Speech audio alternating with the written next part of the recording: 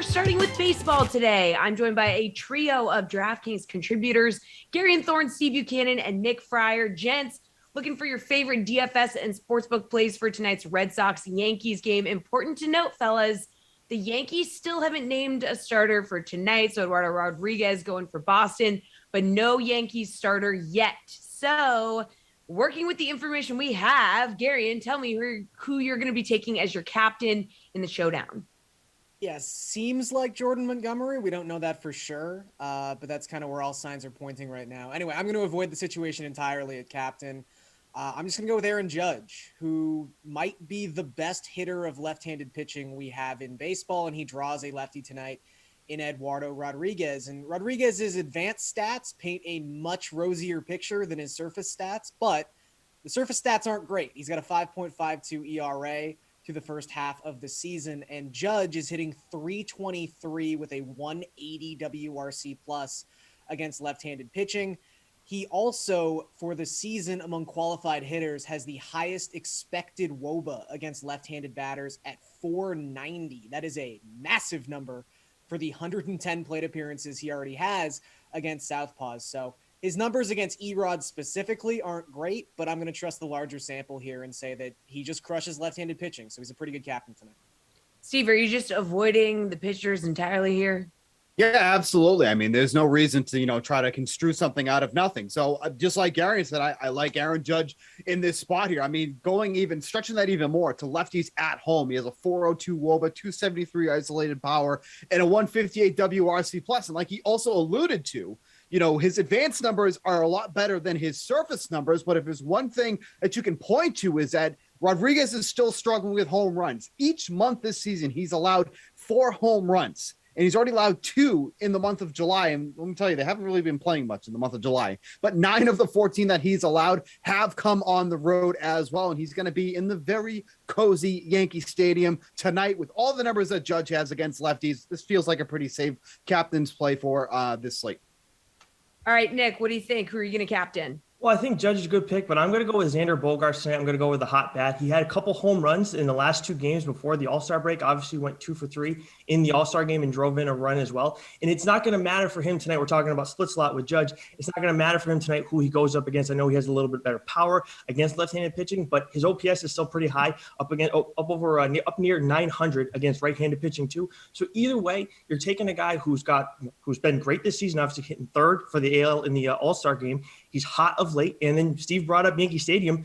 I mean, any guy who's hot right now and he's throwing a little bit extra power, we talk about Coors Field all the time, but Yankee Stadium for me is right there too. It's a Cracker Jack box, and Pop Fly is going to get out of there. So I'm going with Bogaerts as my captain tonight. All right, let's talk about some value here. Steve, hit us with that showdown value. Yeah, and so like we mentioned, we don't know who's pitching for the Yankees tonight, but Christian Arroyo has been hitting both sides of the plate extremely well. He's only 4,200 tonight. Since the beginning of June, he did spend some time on the IL, but in that time in June and into the month of July, 355 WOBA, 254 isolated power, and a 122 WRC plus, only 4,200 tonight. He's been hitting all over the lineup, but he's been more consistently in that 7 spot as of late. Obviously not a great spot in the lineup for fantasy purposes, but with the way he's been hitting the ball, it doesn't really matter who they're throwing out here tonight, if it's a righty or a lefty. So at 4,200, which is near the bare minimum for salary, I think Christian Arroyo is in a fine spot to do some damage tonight. All right, Nick, where are you looking for value? Arroyo was one guy that I was looking at, but I'm actually going to go with Gleyber Torres here because he has really good career numbers against Erod. I understand that Gleyber's, his numbers aren't that great this season, but in 24 career plate appearances versus Erod, his OPS is up over 100, and then he's got with 3 home runs, a triple, and a double against him. Again, 24 career plate appearances is not a huge sample size, but it's enough for me where I'm going to feel comfortable with that. So I'm going with Gleyber tonight as my value play. Garion, value. I just won a $1,000 bet with myself that Nick would choose Gleyber Torres. Nice job, man. Congrats. I think, big $1,000 from me. Big ups. Big win. So I think I'm going to kind of lean in the Steve direction. And again, this is dependent on who the Yankees actually pick to start this game. But I think right now it seems like Montgomery, like I said. So you have to start looking at some left-handed split stuff. Hunter Renfroe really has been hot in general since about the end of May.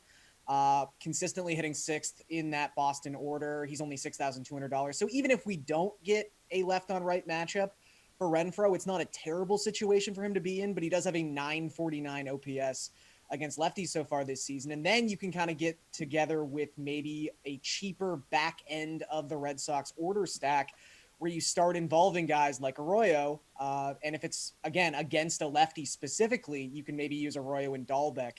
Dahlbeck, not the ideal DFS asset in terms of floor. His floor is cavernous, but he can hit a home run, and he's more apt to do that against a left-handed pitcher than a righty. All right, guys, let's talk sportsbook now. So, Nick, give us a run line or money line bet that you like. Yeah, I don't want to get too cute here. I want to go with the Red Sox as slight underdogs here on the money line. Look, Red Sox haven't lost against the Yankees all season, and I understand the last time they were at Yankee Stadium, there were some fans there, but it wasn't full capacity. But at this point, they've been, I want to say they've dominated the Yankees this season, but I feel like that's kind of underselling it. You've been perfect. So why am I need the Yankees to prove me wrong in order for me to go and back them against the Red Sox so far. And they're coming off that epic collapse against Houston heading into the All-Star break too. So I'm going Red Sox money line in this one. All right, Garion, where are you going to go for this one?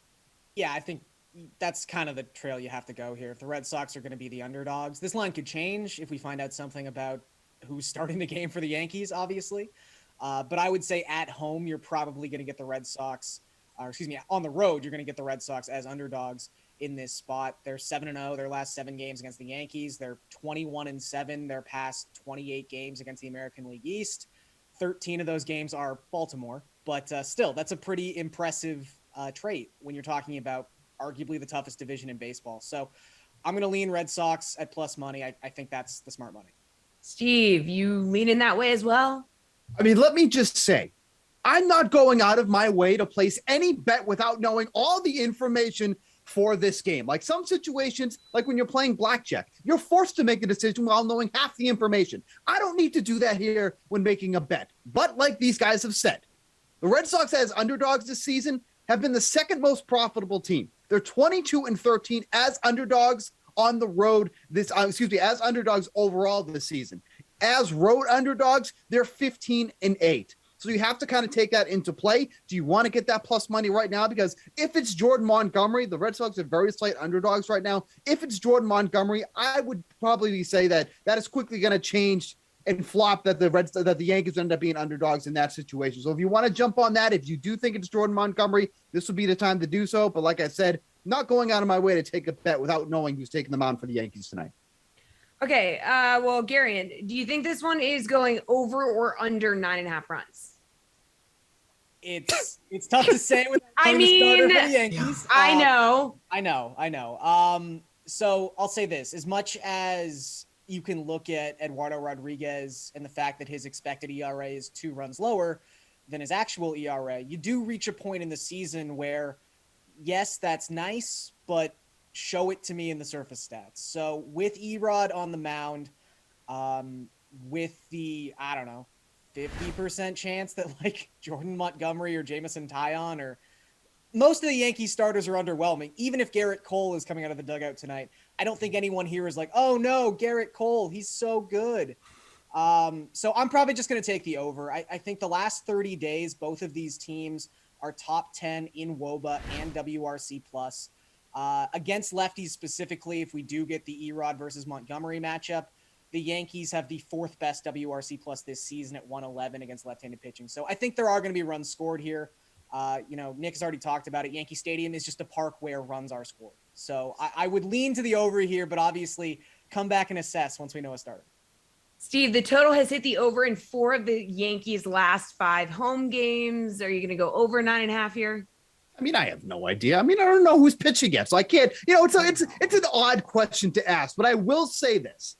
The Red Sox have not been a good team at hitting the over on the road this season. They're 19-24-1, which is actually one of the worst marks in the league. So they have not been a team to rely upon to hit the over when on the road this season. But again, we don't know all the information, so I'm just going to keep it at that, and you can talk to Nick now. Okay, Nick, I mean, we don't know who's pitching for the Yankees, but if you had to just throw a guess out there. I don't know what they're trying to do here. Are they trying to like boondoggle the Red Sox and change the mojo or something like that because they've lost all 6 games against them so far? Either way, the Red Sox have hit the over against the Yankees. These games have hit the over 3 out of the 6 times. 2 out of the 3 times in the one series at Yankee Stadium this season. And look, even if it's Garrett Cole, I understand like Garrett Cole is the one guy who would make us apprehensive. But even last time out, No, I wouldn't. Yeah, okay. Who's the guy that would make you apprehensive then, Steve? None. Doesn't exist. Yeah. Then I don't know why the hesitation is to take the over. Then if we're throwing all this stuff out there, my thing is that even if it was Cole, he got sent into last century last time by the Red Sox. I think it was 5 runs that he gave up or something like that on 8 hits. So either way, I'm comfortable taking the over in this one at 9.5. All right, guys. I know we just don't have a lot of information, but you guys are doing great with the best you can. But Steve, it does appear the Red Sox have called up one of their top prospects in outfielder Jarren Duran. So can we get your overall thoughts on his game, potentially his fantasy impact for the Red Sox here?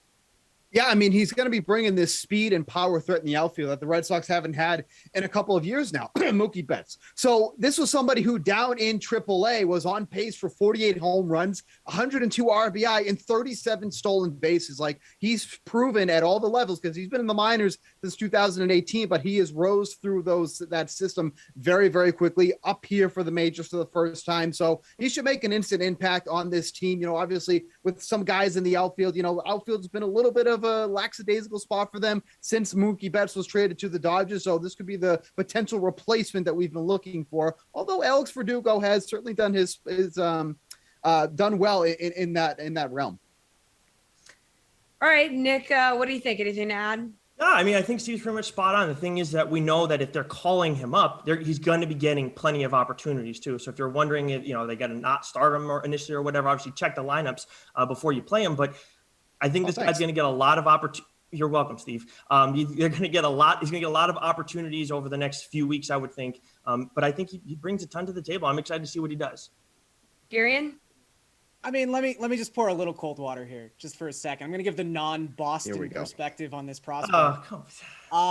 So look, I think we can all agree that in the like Phil Hughes, Jabba Chamberlain, Jackie Bradley realm of the world, sometimes Red Sox and Yankees prospects get a little overhyped. Look, I think Duran, what he's done in 2021 has been incredibly impressive. He is tearing up AAA.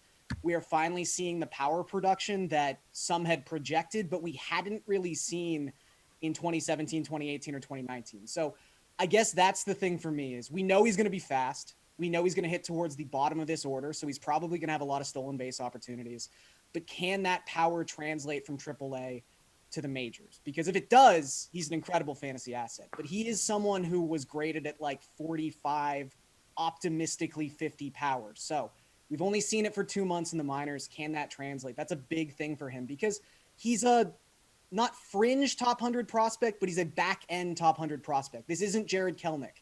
This isn't Wander Franco. He is Boston's top prospect, but again, there is a different caliber of player here. So I would just have a little apprehension about like, 10 team format. You got to pick him up in every league. Like give it a couple minutes.